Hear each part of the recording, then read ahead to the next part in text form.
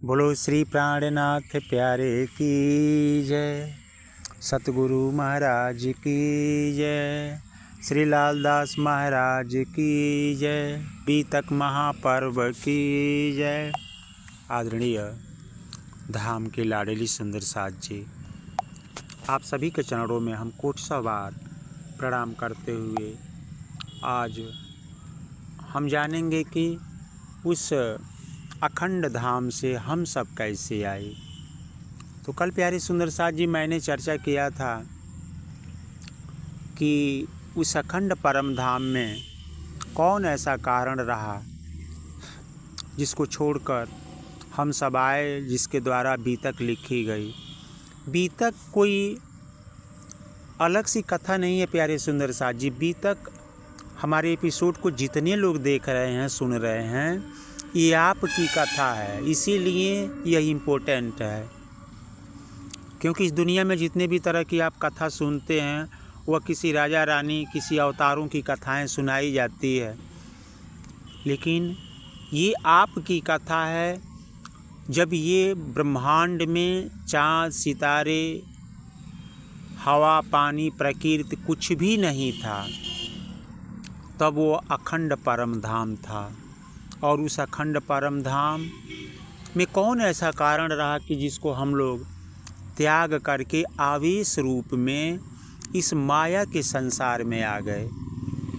तो इसीलिए ये बीतक हम सभी के लिए इम्पोर्टेंट हो जाता है। और सावन मास में एक बार अपने जीवन की बीती हुई कथा को हम लोग जब दोहरा लेते हैं तो हम सब चार्ज हो जाते हैं, और जब चार्ज हो जाते हैं तो पुनः हम लोग बड़े प्रेम भाव से भक्ति करते हैं, क्योंकि हम सब प्रेम धाम से ही आए हैं। और आज के नश्वर जगत में देख लीजिए, चारों तरफ आतंक ही आतंक है, कोहराम है, प्रेम नाम की कोई वस्तु नहीं है। पूरा संसार स्वार्थ में, माया में उलझा पड़ा है। इस अवस्था में प्यारे सुंदर साथ जी, अगर हम श्रावण मास में सावा महीना अगर बड़े प्रेम भाव से अपने प्रियतम की अपनी कथा अगर सुन लेते हैं तो निश्चित तौर पर आप सभी का कल्याण होगा प्यारे सुंदर साथ जी। तो मैं आपको बता रहा था कि ब्रह्म सृष्टि अर्थात हम सब, अपने आप को आप श्योर मानिए तभी जाके सर्टिफाइड हृदय में होगा। इसीलिए मैं कह रहा हूँ कि हम सब जब अब मानने शुरू कर देंगे तो हम सभी के अंदर रहनी आना शुरू होगा, और रहनी के साथ साथ हम लोग महसूस करना शुरू कर देंगे कि उस अखंड परम धाम में हम सब थे। तो क्या कारण रहा आज का जो एपिसोड है, क्या कारण रहा कि हम सब छोड़ करके इस मायावी संसार में आ करके आज उलझे पड़े हैं।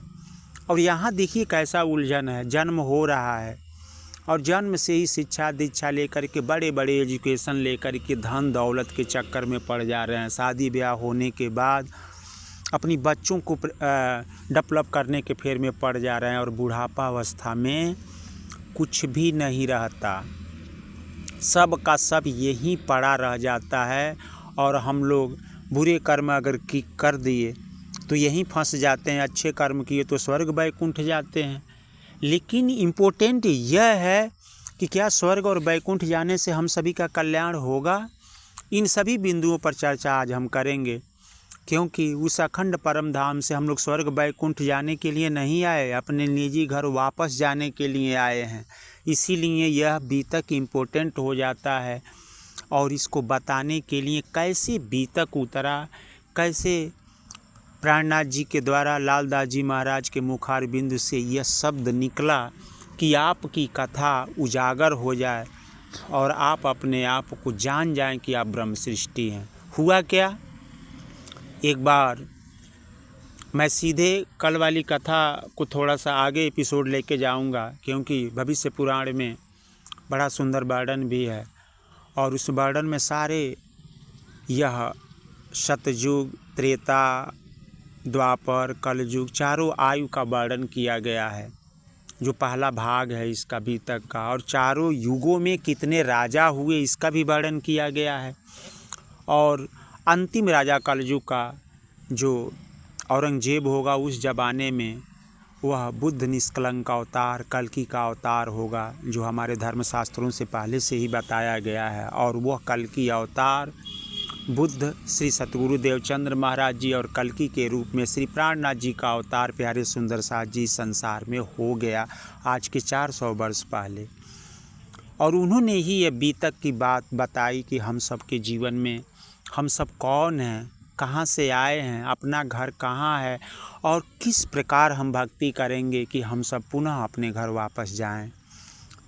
तो इसके जानने के लिए सबसे पहले आपको महाकारण में समझना पड़ेगा। महाकारण के बाद से कारण समझना पड़ेगा, उसके बाद से सूक्ष्म समझना पड़ेगा, उसके बाद से स्थूल पार्ट समझना पड़ेगा। ये 4 पार्ट परमधाम के अंतःकरण में आवेश रूप में है और यह चारों पार्ट आपकी बॉडी में भी है। तो बड़ा ध्यान से समझेंगे। सबसे पहला पार्ट है महाकारण। महाकारण में ही ऐसा कारण हुआ कि क्या ऐसा कारण रहा कि हम सब इस संसार को, इस मायावी संसार को देखने के लिए आए। उस अखंड प्रेम रस जहाँ पर बरसता रहता है, आनंदमय बरसता रहता है, उसको छोड़ करके इस नश्वर जगत में हम सब आ गए। यही बात बीतक बताती है प्यारे सुंदर साथ जी। तो आप समझेंगे कि 14 के दिन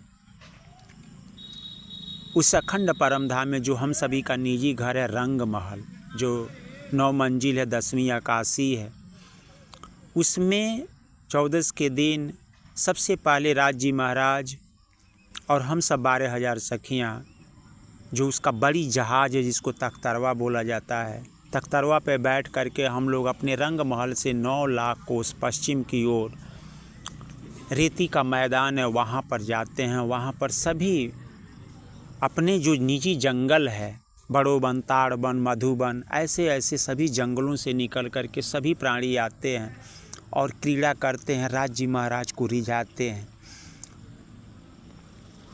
वहाँ पर तख्तरवा जहाज़ उतरता है, हम सब भी उतरती हैं और वहाँ पर दौड़ की लीला होती है।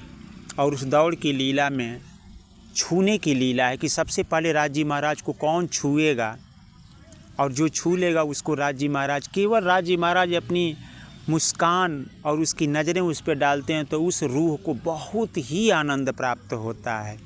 और यही गेम था। उस दिन भी हम सब एक कतार में खड़ी थी, राज जी महाराज आगे थे और दौड़ की लीला प्रारंभ हो रही है। राज जी महाराज दौड़ते दौड़ते आगे गए और जाकर उनका पैर रेती के मैदान में धंस जाता है। रेती मतलब रेता मत समझिएगा, वहाँ पर हीरा, मोती, लसनिया, मानिक, गोमादिक, ऐसे जो रत्नों का छोटी छोटी कणिकाएँ हैं जो कई कई हज़ार किलोमीटर तक नीचे से प्रकाश जगमग जगमग करता रहता है, ऐसा वह क्षेत्र है। अब वहाँ पर राज जी महाराज का पैर वहाँ पे धंस जाता है और धंसने पर हम सब 12,000 ब्रह्मप्रियाएँ उनके ऊपर गिर जाती हैं। पहली बार यही महाकारण बनता है। राज जी महाराज सोचते हैं कि मैं कितना पावरफुल हूँ, मैं कितनी अलमाइटी हूँ कि ये सब सखियाँ मुझे नहीं जानती हैं, मेरी साहेबी नहीं जानती हैं। और पहली बार राज जी महाराज के मन में ये कारण बनता है कि अपनी साहेबी इन सखियों को दिखाऊंगा। तब तक एक सखी के मन में उपजता है कि अरे राज जी महाराज तो नीचे हैं, इस आत्मा के प्रियतम तो नीचे पड़े हैं। और वहाँ पर होता क्या है कि एक सखी के मन में जो बात उपजता है तो सभी के मन में उपज जाता है। तत्काल हम सब सखियाँ खड़ी होती हैं, राज जी महाराज को उठाया जाता है और फिर वहाँ पर लीला होती है। और उसके बाद से पुनः हम लोग अपने तख्तरवा पे बैठ कर के और रंग महल वापस आ जाते हैं। इधर राज जी महाराज के मन में वह चल रहा है, ये जो महाकारण बन रहा है कि अपनी साहेबी मैं इन सखियों को दिखाऊंगा। और यहाँ आके राज जी महाराज सखियों से कहते हैं कि मेरा प्रेम बड़ा है, मेरे द्वारा आप सबके अंदर प्रेम बरसता है। श्यामा महारानी कहती हैं कि नहीं, मेरे द्वारा सखियाँ हैं और सखियों से और मेरे के द्वारा आपका प्रेम, आपके अंदर प्रेम जागृत होता है, मेरा प्रेम बड़ा है। इधर हम सब सखियाँ भी कहती हैं कि हम सभी के प्रेम से प्रेम बड़ा है क्योंकि हम लोगों की वजह से वो प्रेम बरसता है। अब यहाँ पर इश्क रबद की लीला शुरू हो जाती है कि प्रेम किसका बड़ा है। अब यह दूसरा कारण बनता है कि अब मैं इन सखियों को अपनी लीला ज़रूर दिखाऊंगा कि मैं कितना पावरफुल हूँ। अगले दिन होता क्या है, प्रातःकाल जब 9 बजे अक्षर ब्रह्म प्रतिदिन दर्शन करने आते हैं। और उस दिन दर्शन करने आते हैं तो राज जी महाराज तीसरी भूमि पर, जो तीजी भूमि की जो परसाल है जिस पर हम सब सखियाँ मिल कर के राज जी महाराज का भोग आरोगाती हैं, उस दिन राज जी महाराज पूरा प्रत्यक्ष रूप में अपना मुखड़ा अक्षर ब्रह्म की ओर कर दिए। अक्षर ब्रह्म ने देखा तो देखते रह गया, अरे इतनी सुंदर प्यारे राज जी महाराज जी हैं, परमात्मा इतना सुंदर है। देखते रह गए। तब तक श्यामा महारानी भी सोची कि अरे ये प्रियतम नीचे क्या देख रहे हैं। श्यामा महारानी भी उठ के खड़ी होती हैं और नीचे देख रही हैं तो सेम टू सेम एक ऐसा रूप नीचे खड़ा है। तब तक अक्षर ब्रह्म श्यामा महारानी को भी देख लिए। अभी दो ही लोग देख ही रहे हैं, तब तक हम सब सखियां भी सोची कि दोनों लोग नीचे आज क्या देख रहे हैं। हम सब सखियां भी आकर के किनारे पे खड़ी हो जाती हैं और हम सब भी देखती हैं कि सेम टू सेम जैसे इस आत्मा के दुल्हा प्रियतम राज जी महाराज बालाजी हैं, ऐसे एक स्वरूप नीचे खड़ा है। इधर अक्षर ब्रह्म भी हम सबको देखते हैं तो वो भी चकाचौंध हो जाते हैं और सोचते हैं कि हे प्रभु, आप इस रंग महल में कौन सा इश्क की लीला इन सखियों के साथ आप करते हो, ये लीला मुझे भी दिखाओ। ऐसे भाव सोच करके प्रणाम करके पुनः वापस आ जाते हैं। और हम सब सखियाँ अब हम लोग धनी जी से लगते हैं कहने कि प्रियतम आप ये बताओ कि ये कौन थे। आज तक हम लोग उस अखंड परम धाम में कभी भी पुरुष को नहीं देखी थी, लेकिन ये कौन है। यहाँ पर देखिएगा पॉइंट है प्यारे सुंदर साथ जी, उस अखंड परम धाम में 9 लाख कोस दूरी अक्षर ब्रह्म है और हम सब एकम दूज तेज से लेकर के पूर्णवासी अमावस्या तक पूरे परम धाम को घूमती रहती हैं 300 गोल बना करके सुखपाल के द्वारा। तो क्या हम सब सखियाँ आज तक अक्षर ब्रह्म को नहीं देखी थी? ये कारण है, इसको समझिएगा। बाद में इस पॉइंट को मैं उजागर करूंगा। यहाँ समय के अभाव में मैं जल्दी बताने का मैं प्रयास कर रहा हूँ, क्योंकि हमें आने का मुख्य कारण बताना है। तो कभी भी नहीं हम लोग देखे थे और पहली बार देख रहे हैं अक्षर ब्रह्म को। उस दिन अक्षर ब्रह्म भी अपने घर जब वापस आ जाते हैं तो सोचते हैं कि हे प्रभु मुझे दिखाओ अपनी लीला। विचार करके ध्यान भी करते हैं। उधर हम लोग लगातार पिया जी से कह रहे हैं कि ये कौन थे। उन्होंने कहा कि ना देखन जो, उसकी बात मत करो, वो माया का ब्रह्मांड बनाता है। हम लोग नहीं मानी, कही कि नहीं प्रियतम हमें वो लीला दिखाओ कि दुख क्या होता है कि दुख की लीला बनाता है। धनी जी ने कहा अरे उसमें जन्म होता है, पेड़ पानी पत्थर लोग पूजते हैं, वहाँ जाओगी तो खुद भूल जाओगी और हमें भी भूल जाओगी। हम लोग कहे कि बड़ा आनंद शायद उसमें आएगा, और हम लोग नहीं मानी।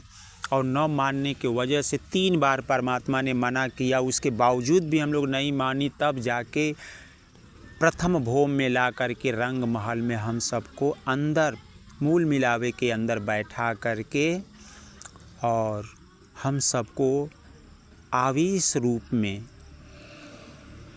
इस माया के ब्रह्मांड में भेजने का प्रयास किया। और उधर आदेश किया अक्षर ब्रह्म को कि हे अक्षर ब्रह्म आप अपना ब्रह्मांड बनाओ, मैं अपनी सखियों को आवेश रूप में भेज रहा हूँ।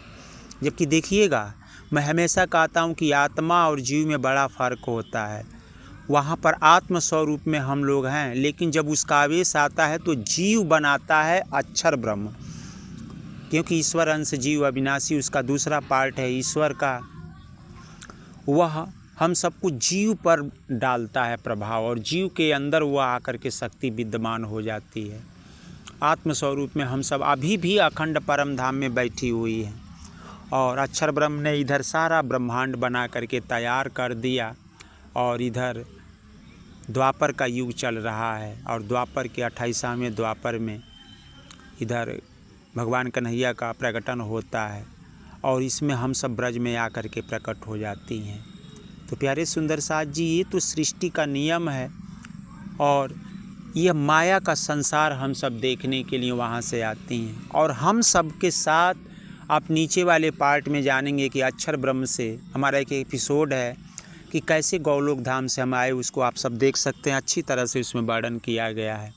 उधर अक्षर ब्रह्म भी जब अपना विचार किया तो उनके भी अंतःकरण में रहने वाली सखियां जो ईश्वरी सृष्टि हैं, उनका भी अंदर भाव आया कि हम सब भी देखेंगे कि उस माया में कि वह परमात्मा अंदर कैसी लीला करता। जब आप देख सकते हैं तो हमें भी दिखाइए। अनुरोध किया। इधर आवेश हुआ उनका जो द्वितीय रूप है गौलोक धाम में अक्षर ब्रह्म का। अक्षर ब्रह्म का जो दूसरा पार्ट है गौलोकी श्री कृष्ण जी का। इधर होता क्या है कि राधा महारानी उनकी आह्लादनी शक्ति हैं। राधा जी कहती हैं कि हम सब की लीला अगर नश्वर जगत में चला जाए तो वो लोग अगर हमें जपते हैं तो उनकी मुक्ति हो जाएगी, मोक्ष को प्राप्त हो जाएंगे। कहे अच्छा ये लीला हम लोग करके दिखाएंगे। कुछ ही समय व्यतीत हुआ और इधर भगवान कन्हैया के जो मेन द्वारपाल है श्री दामा को लेकर के जाते हैं। कहते हैं हे श्री दामा किसी को अंदर मत आने देना, और बिरजा सखी के महल में चले जाते हैं। बिरजा सखी बड़े प्रेम भाव से उन्हें बुलाई थी। ये केवल कन्हैया की लीला है। उधर कुछ ही समय व्यतीत होता है, राधा जी आती हैं, राधा जी को रोक देता है। रोकने के बाद से राधा जी श्राप दे देती हैं कि तेरा विचार बहुत गलत है, तू राक्षस जैसा प्रवृत्ति करता है, तू मुझे रोकता है, मैं यहाँ की ठकुरानी हूँ, मैं यहाँ की मालकिन हूँ। और कहते हैं कि जा के तुम मृत्युलोक में जा कर के राक्षस बन जा। और वो भी श्राप दे देता है कि आप कुछ समय के लिए कन्हैया को बिना देखे रह गई तो मुझे श्राप दे दी। तो हे राधा जी मैं भी आपको श्राप देता हूँ कि आज से आप भी जब वहाँ जहाँ मैं जाऊँगा वहाँ आपको भी जाना होगा, और आप भी 100 वर्षों तक जुदागी रहेगी, 100 वर्षों तक कन्हैया को देख नहीं पाएंगी। इधर राधा जी कन्हैया के पास जाते हैं। उधर बिरजा सखी कालिंदी नदी बन कर के बह जाती है और वो भी मृत्युलोक में आ जाती है। कन्हैया मुस्कुरा रहे हैं। फिर उन्होंने कन्हैया ने समझाया कि राधा जी को कि देखो यहाँ का 1 सेकंड और वहाँ का कई वर्षों की जुदागी समाप्त हो जाती है, आप घबराओ मत। और वहीं से आदेश देते हैं, गौलोकी श्री कृष्ण ही आदेश देते हैं जो बैकुंठ बिहारी कन्हैया हैं भगवान विष्णु स्वरूप में, इनको आदेश देते हैं। और यहाँ से सभी महाभारत के पात्र ब्रज सभी तैयार होकर के उस वहाँ से आकर के इस माया के संसार में आके जन्म ले लेते हैं जो ब्रजमंडल बनता है। तो इस तरह प्यारे सुंदर साथ जी ये 2 कारण स्पष्ट रूप से था कि ब्रह्म सृष्टि यहाँ पर कैसे आई। और देखिएगा इधर कन्हैया का प्रकटन हो जाता है। कन्हैया का प्रकटन होने के बाद से 11 वर्ष 52 दिन तक उस परमात्मा की लीला चलती है जिसमें हम सब बड़े मौज मस्ती में रहते हैं, कहीं दुख नहीं रहता है, न कोई मरता है। लेकिन 11 वर्ष जब हो जाता है तो एक बार कन्हैया ने कहा कि चलो हम सब रास रचाएं।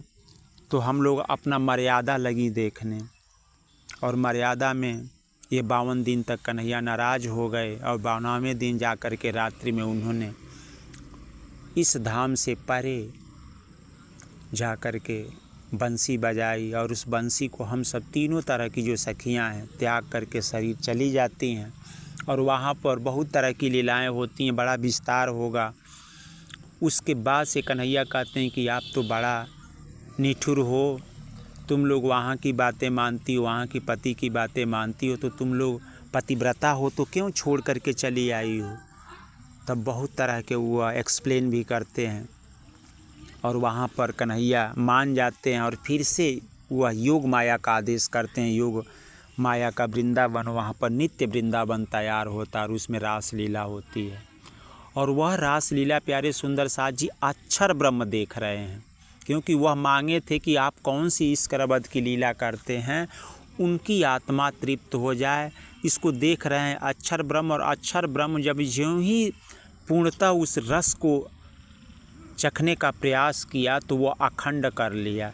जैसे हम लोग किसी वीडियो को बनाते हैं तो अखंड कर लेते हैं रिलीज करके, ऐसे रिलीज कर लिया। और वह आज के भी डेट में उनके रिलीज में वह रास चल रहा है। रास समाप्त हुआ तो हम सभी सखियां पुनः अपने आवेश रूप में खींच करके परम धाम चली गई। प्यारे सुंदर साथ जी अपने घर वापस चली गई। और वापस जाने ज्यों ही हम लोग वापस गए तो ये पूरा ब्रह्मांड समाप्त हो चुका था आज के 5500 वर्ष पहले। ये ध्यान से सोचिएगा, आज के 5500 वर्ष पहले सारे ब्रह्मांड समाप्त हो चुका था, लय हो गया था। उधर जाके कहती हैं कि हम लोग तो दुख देखे ही नहीं। फिर परमात्मा ने कहा कि अरे तुम लोग दुख नहीं देखे, हम सब कही कि अरे हम लोग तो पेड़ पानी पत्थर पूजे ही नहीं, आप तो कहते थे पेड़ पानी पत्थर गोबर पूजोगी जाके भूल जाओगी आज के डेट में भी।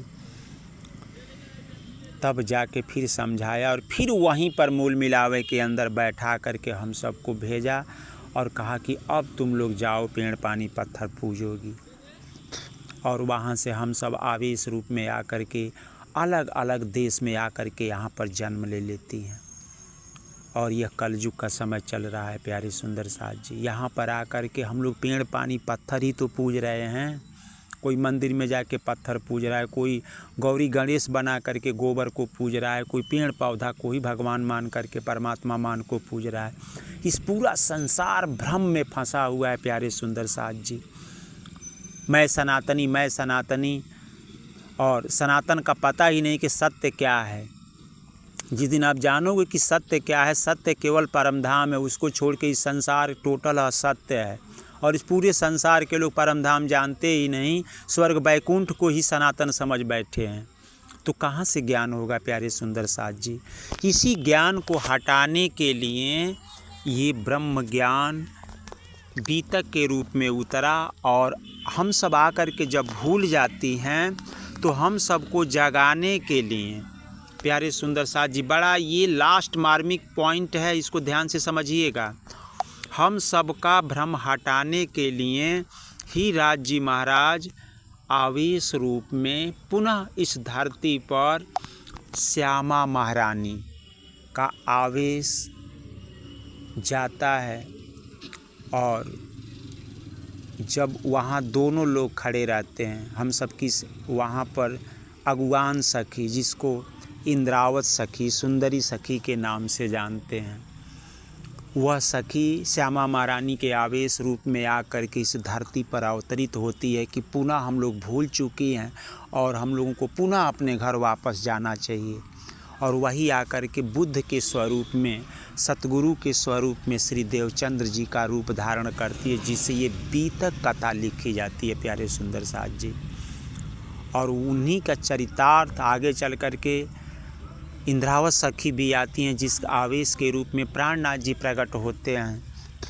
और इन दोनों लोगों की लीला और अपनी लीला, जिसको हम जागनिक ब्रह्मांड के नाम से जानते हैं, यह तीनों का वर्णन प्यारे सुंदर साथ जी इस बीतक कथा में है। हम सब की बीती हुई कथा को पुनः हम सब सखियाँ याद कर लें और सावन के मास में याद करके पुनः अपने घर वापस जाएं, ये मूल कारण है। इसीलिए प्यारे सुंदर साथ जी बीतक इम्पोर्टेंट हो जाता है। और मैं सभी से रिक्वेस्ट करूंगा कि ये बीतक के सारी कथाओं को सुन करके तारतम मंत्र को जपते हुए आप अपना याद करें कि आप कौन हो। ये जीवन का, इस संसार का सबसे बड़ा प्रश्न है कि आप कौन हो, कहाँ से आए हो, क्यों आए हो और अपने घर कैसे जाओगे। इन सभी बिंदुओं की चर्चा इस बीतक में होगी और आपका जीवन कृतार्थ हो जाएगा। इसीलिए लगातार इस बीतक को सुनते रहिए और दूसरे को भी सुनाने का प्रयास कीजिए कि जागनी ब्रह्मांड का ये कार्य सफल होवे, हम सब सफल होवें और अपने घर वापस जाएं। इन्हीं शब्दों के साथ आप सभी